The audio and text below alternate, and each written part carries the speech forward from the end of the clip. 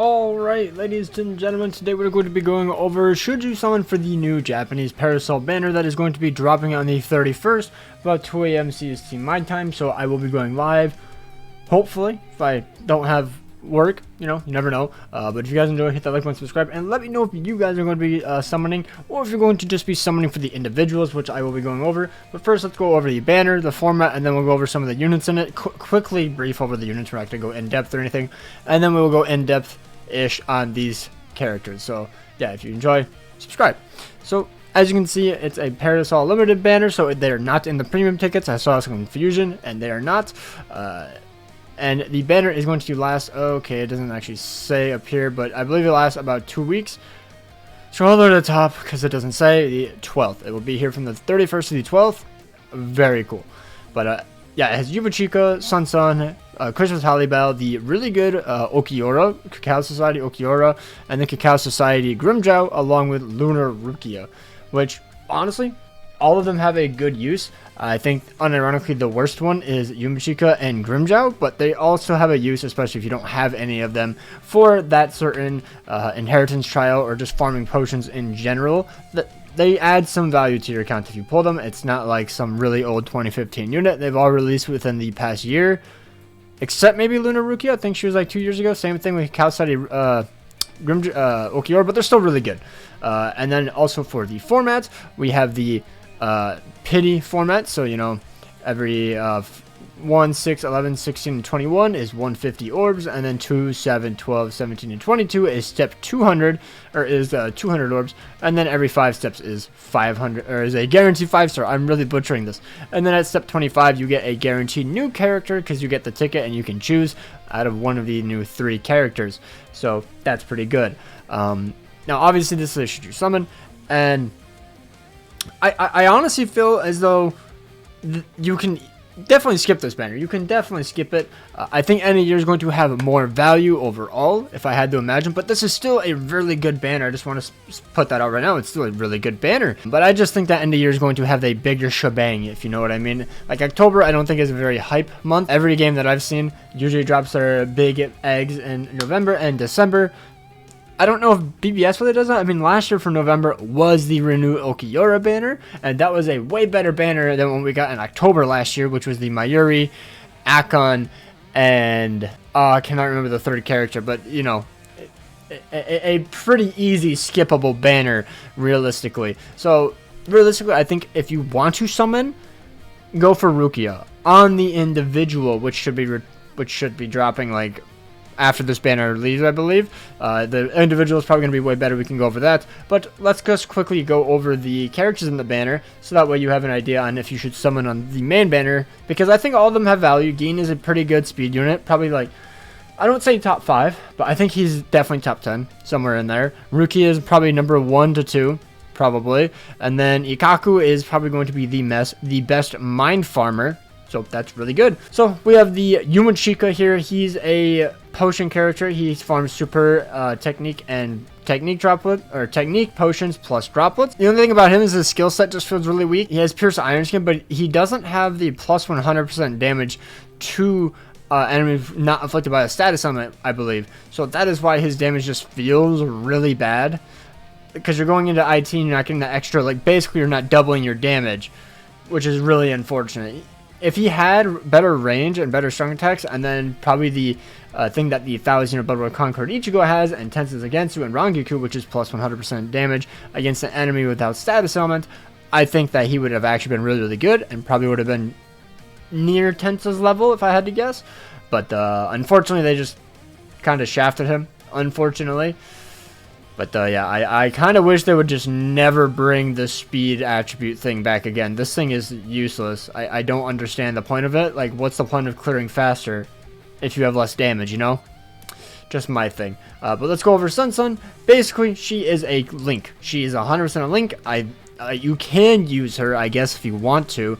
But realistically, you're going to use either Rangiku or like Kaname, I believe, are the 2 best heart characters in the game right now. Or Momo now. We have Momo. My bad. We have Momo, and then you would use Sun as the Link, and then you would get plus 15 mind potions, and that's how you would farm it.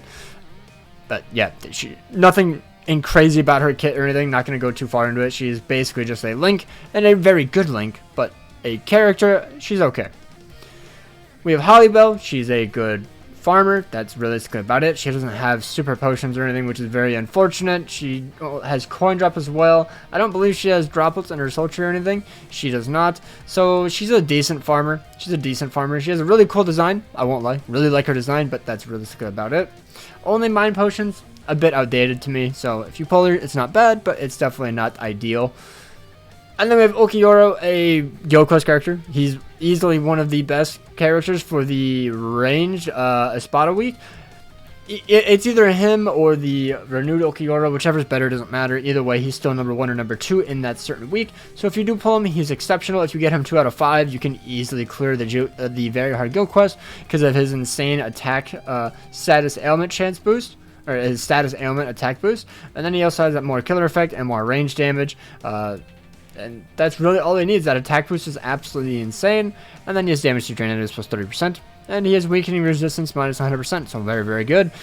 Just wish he had, an increased chance to proc status on it. And he probably would have been better than the Ulquiorra, the renewed Ulquiorra, easily. But it is kind of gimmicky. You do have to proc your spiritual or your attack pressure boost. But yeah.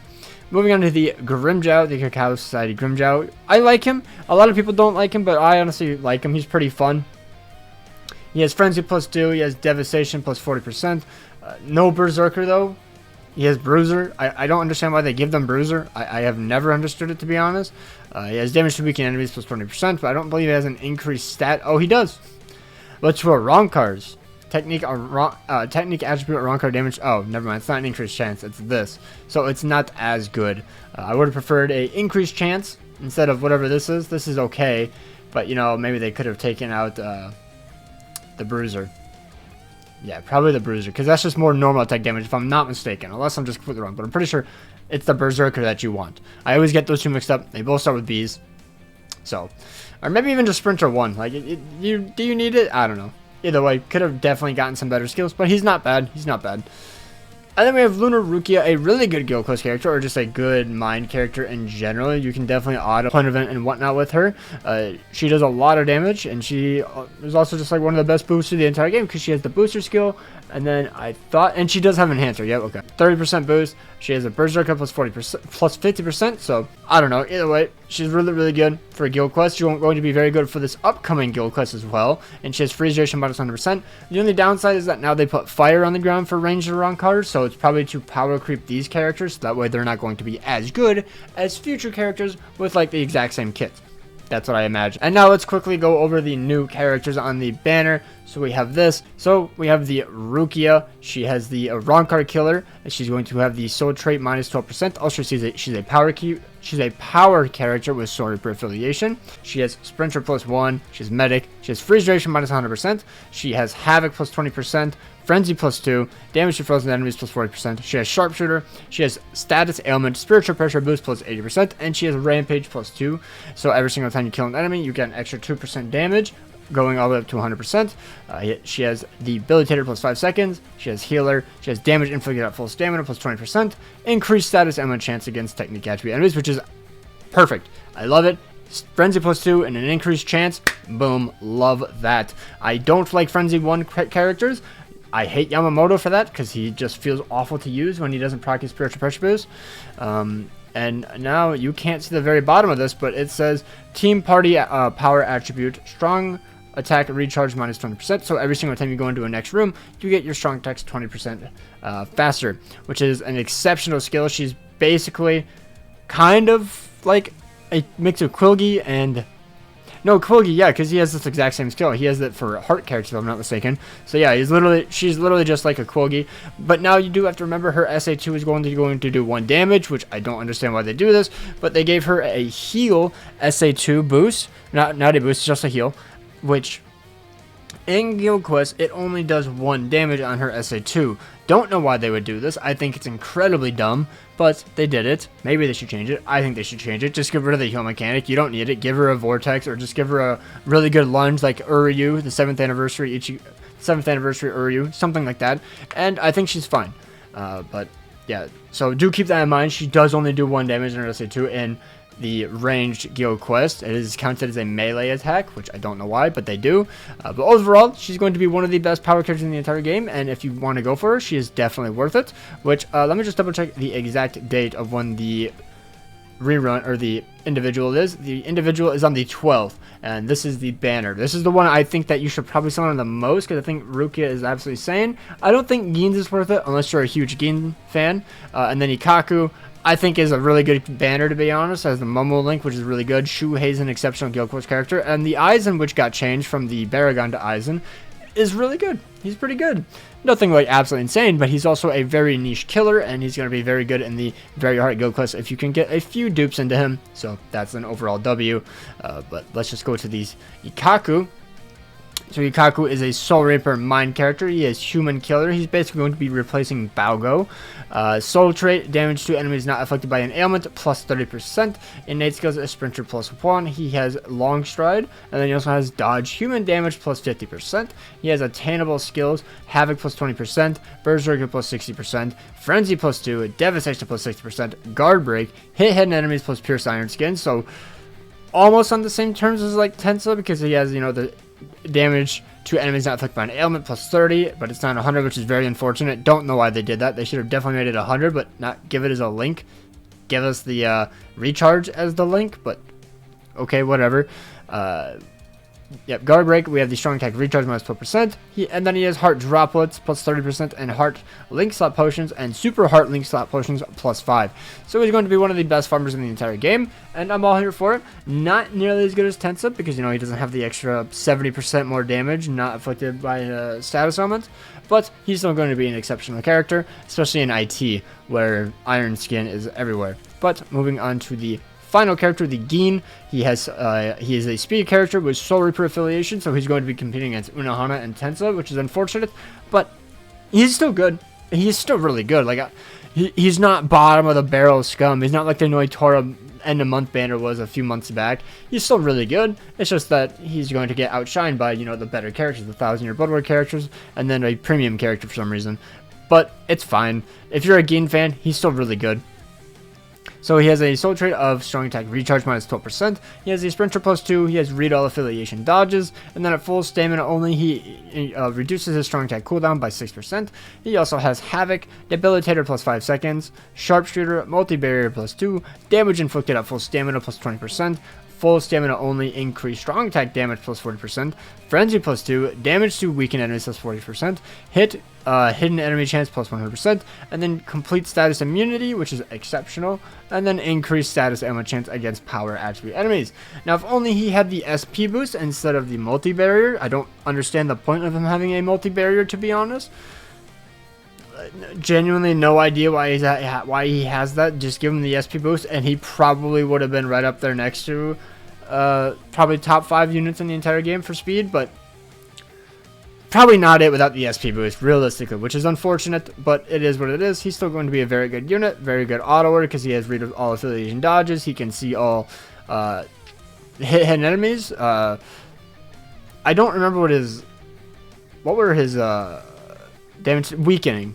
Okay, so he has weakening as his status. I thought it was going to be drain. If it was drain, he would have been a really good auto then. But he also has status immunity, so we know he can't be hit by that. And with Frenzy plus 2, I think he's still going to be very, very good. So, yeah, that is the Gein. So that is going to be the video. In my opinion, you can definitely do a few summons. You know, I'm going to be doing 5. That's the maximum I realistically want to go for. If you want to go deeper, I understand why Rukia is an exceptional unit, but you can definitely skip this banner if you want to, or you could just go for one of the individuals. The Rukia one, I think, has the most value just because of how broken Rukia is, but obviously, I don't really think the Gein one is worth summoning unless you just absolutely love Gein. Go for it. No hate there. Ikaku is a very good character, and then the banner is very good. And you can also end up seeing what end of month is for November if you really want to wait till then just to make sure your favorite character doesn't release on November instead of you spending for an Ikaku that you just don't really like. And by the way, my only gripe with this is that I think this banner should have dropped last month and then Burn the Witch drops this month. Simply because this is like leaves falling. So, you know, my leaves fell like a month ago. They're already on the ground. They're all dead. It would have made way more sense to have this banner in September and then the Burn the Witch banner in October. But it is what it is. I don't mind the banner too much. I honestly enjoy it, but obviously I know what is coming up end of year. It's going to be something way better than this, because, you know, power creep in a gacha game is irrelevant, or not irrelevant, it is, I don't know the words, but it's coming. Okay, power creep is coming. So anyways, let me know down below, are you guys going to be summoning? Hopefully you guys get what you want within the first 5 steps, and hope you guys have an absolutely amazing day. Take care, and peace out.